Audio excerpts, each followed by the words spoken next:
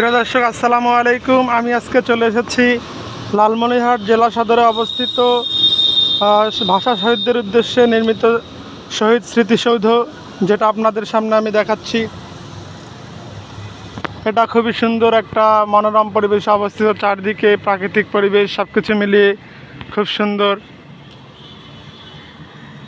এই স্মৃতিসৌধতে আপনারা আসলে সালাম, শহীদ, রফিক, জব্বার, রাষ্ট্রভাষা বাংলা চা ইত্যাদির লোগো দেখতে পারবেন। খুব সুন্দরভাবে টাইলস দিয়ে ফুটিয়ে তোলা হয়েছে। আমাকে খুব ভালো লাগলো।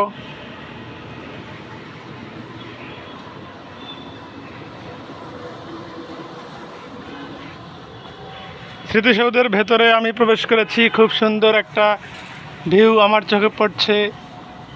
সূর্যের ছবি, বাংলা লাল সবুজ, অনেক সুন্দর, অসাধারণ। এটা একেবারে স্মৃতিসৌধের পেছনের দিকে আমি রয়েছি। খুব সুন্দর। আমাদের লালমনিরহাট আমাদের গর্ব, রংপুর বিভাগের একটা খুব সুন্দর জেলা।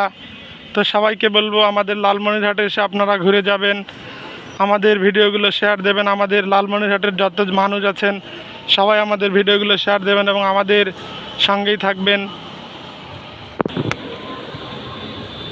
প্রিয় দর্শক, আমরা এই মুহূর্তে সেই ভাষা শহীদদের স্মরণে স্মৃতিসৌধে ওঠার জন্য সিঁড়ি ব্যবহার করা হয়েছে লাল ইট দিয়ে। আমরা সেগুলো দেখতে পাচ্ছি। অসাধারণ একটা ভিউ।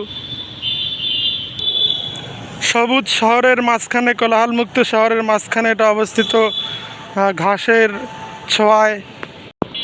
এবং এই স্মৃতিসৌধের সামনের দিকে একটি সবুজ দেয়ালে মুক্তিযুদ্ধ এবং ভাষা শহীদের বিভিন্ন বিষয় তুলে ধরা হয়েছে, যেটা খুবই দেখে আমাকে ভালো লাগলো।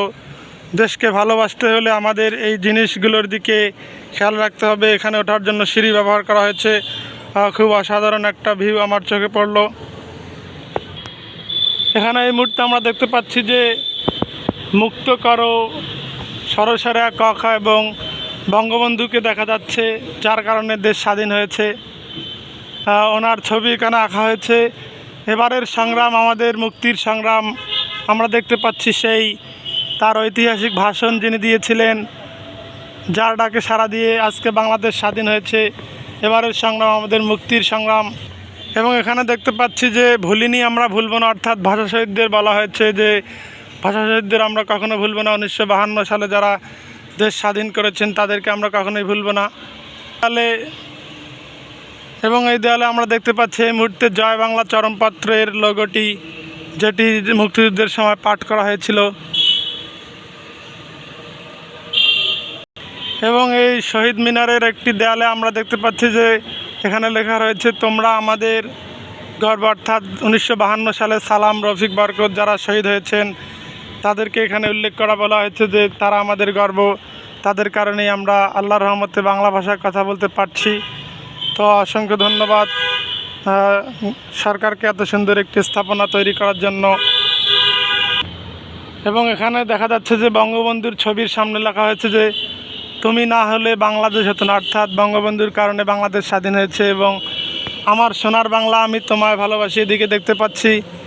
আর এখানে লেখা রয়েছে যে যদি রাত পোহালে শোনা যেত বঙ্গবন্ধু মরে নাই।